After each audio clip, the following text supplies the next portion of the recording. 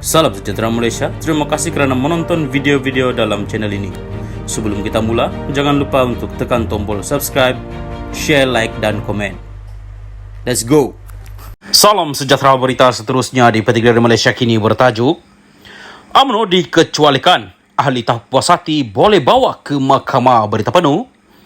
Keputusan memberi pengecualian kepada UMNO mengikut Seksyen 70 Akta Pertubuhan 1966, Akta 832, berhubung pemilihan parti itu adalah terpakai, kata Menteri Dalam Negeri Saifuddin Nasution Ismail.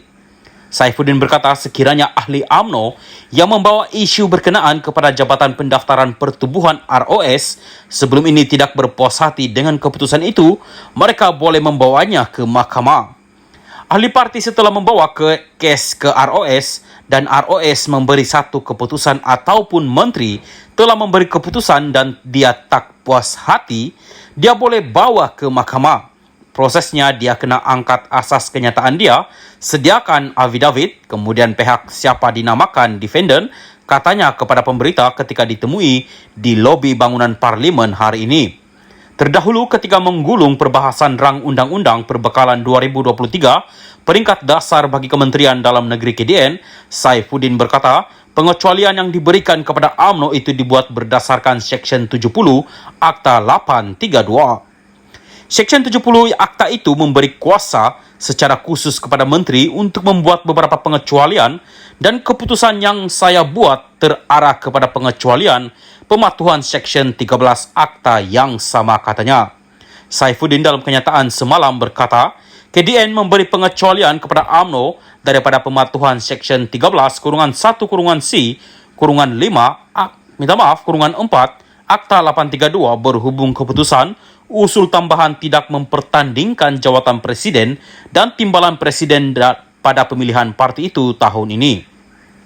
Pengecualian itu diberi mengikut Seksyen 70 Akta berkenaan yang memperuntukkan menteri boleh menggunakan budi bicaranya untuk mengecualikan mana-mana pertubuhan berdaftar daripada semua atau mana-mana peruntukan dalam Akta 832. Salam sejahtera dan selamat malam kepada seluruh rakyat Malaysia dan pendengar berita panas malam ini di Petik dari Malaysia kini bertajuk Hadi tak salah malah wajib cakap politik Islam di Masjid Surau. Berita penuh. Presiden PAS Abdul Hadi Awang menegaskan bukan menjadi satu kesalahan untuk ahli politik memberikan kuliah atau ceramah agama di seluruh masjid serta surau-surau. Sebaliknya, menurut timbalan pengurusi Perikatan Nasional PN itu adalah menjadi satu kewajipan untuk pemimpin bercakap mengenai politik Islam. Kita kena sedar dalam Islam, politik dan agama tak boleh dipisahkan. Nabi pun cakap politik dalam khutbah. Kita bercakap tentang Islam dan dalam politik ada Islam. Maka politik Islamlah. Tak jadi salah dan wajib untuk kita bercakap. Benda yang tak betul kita kena tegur. Sama ada hal ehwal ekonomi, politik atau apakah yang salah wajib untuk orang Islam tegur. Termasuk amar makruf dan nahi mungkar, tegas Abdul Hadi dalam sidang media selepas hadir menyempurnakan majlis penutup Hari As Sabakin di Dewan Tok Guru Rusila di Marang, Terengganu hari ini. Abdul Hadi berkata demikian mengulas larangan terhadap semua ahli politik, termasuk ahli parlimen, ahli Dewan Undangan Negeri ADUN serta ahli Dewan Negara memberikan kuliah atau ceramah agama di seluruh masjid serta surau di Terengganu termasuk khutbah Jumaat. Itu mengulangi arahan yang lama sejak tahun 1960-an lagi, kata Presiden PAS lagi. Yang Dipertua Majlis Agama Islam dan Adat Melayu Maidam, Terengganu, Sheikh Harun Sheikh Ismail dalam satu kenyataan semalam berkata, larangan tersebut dibuat agar semua tempat ibadat umat Islam di negeri itu tidak disalahgunakan untuk tujuan politik kepartian. Menurut Sheikh Harun, arahan larangan tersebut yang bertarikh 2 Mac dikeluarkan Ekoran Sultan Terengganu Sultan Mizan Zainal Abidin yang duka cita apabila ada ahli politik tertentu mengajar agama atau menjadi katib, dan imam solat tanpa kebenaran pihak berkuasa. Bagaimanapun menurut Sheikh Harun, Pengecualian diberikan kepada pemegang tauliah, mengajar atau dengan kebenaran daripada Maidam Terengganu.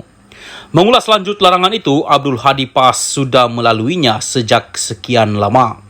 Malah Abdul Hadi berkata dia akan tetap meneruskan aktiviti berceramah dan khutbahnya seperti biasa di masjid dan surau-surau. Saya akan teruskan ceramah seperti biasa di surau-surau dan masjid-masjid. Ya, akan teruskan macam biasa, jelasnya. Sementara itu, dalam perkembangan lain, Abdul Hadi berkata, permohonan Parti Pejuang Tanah Air Pejuang untuk menyertai PN akan diteliti dan dibincangkan dalam mesyuarat Majlis Tertinggi parti itu tidak lama lagi. Menurut Abdul Hadi, ini kerana penyertaan mana-mana pihak dalam gabungan itu perlu dibincangkan secara kolektif supaya keputusan terbaik dapat dicapai. Saya ada terima surat permohonan pejuang untuk sertai PN. Kita akan bincang dalam mesyuarat. Tarik mesyuarat kita belum terima lagi dari setiausaha parti, katanya. Mengulas lanjut, Abdul Hadi turut menyifatkan permohonan tersebut sebagai perkembangan positif buat PN. Itu menandakan PN mendapat sambutan daripada semua pihak, katanya. Pejuang sebelum ini memaklumkan telah menghantar surat permohonan bagi menyertai PN sebagai anggotanya.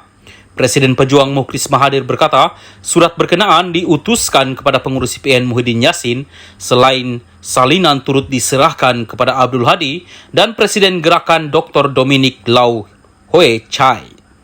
Menurutnya lagi, keputusan untuk membuat permohonan berkenaan disepakatkan Majlis Eksekutif Pusat MEP Pejuang pada semalam selepas penelitian semua pilihan gabungan dan kerjasama politik yang ada. Manakala mengulas kenyataan Ketua Setiausaha PH, Saifuddin Nasution Ismail, bahawa hanya anak muda yang kurang berpelajaran, tiada pendapatan tetap dan menunggang motosikal ke sana ke sini saja yang mengundi PN, Abdul Hadi menafikannya. Kata Abdul Hadi, golongan muda yang memberikan sokongannya kepada PN jelas mereka yang berpendidikan tinggi, namun sebaliknya pula anak muda yang menyokong PH. Itu dapat dilihat, anak muda yang menyokong PN, mereka semua berpendidikan tinggi tetapi mungkin PH kurang berpendidikan tinggi, ujarnya lagi.